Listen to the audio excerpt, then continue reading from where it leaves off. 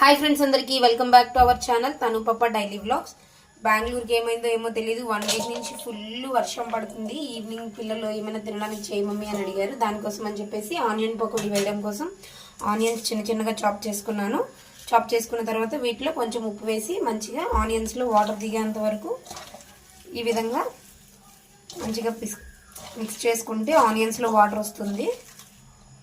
చూసారు కదా, ఈ విధంగా ఆనియన్స్లో వాటర్ మొత్తం బయటకు వచ్చేంత వరకు మిక్స్ చేసుకోవాలి. ఇప్పుడు మనకు కావాల్సినంత శనగపిండి వేసుకొని, అలాగే ఇది కొత్తిమీర చిన్న చిన్నగా తరుముకున్నాను, కరివేపాకు, కారం, ఉప్పు ఆల్రెడీ వేసాను కాబట్టి చూసుకొని వేసుకోవాలి.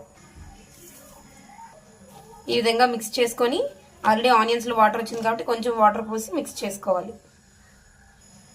కొంచెం కొంచెం వాటర్ వేసుకుంటూ మంచిగా మిక్స్ చేసుకోవాలి.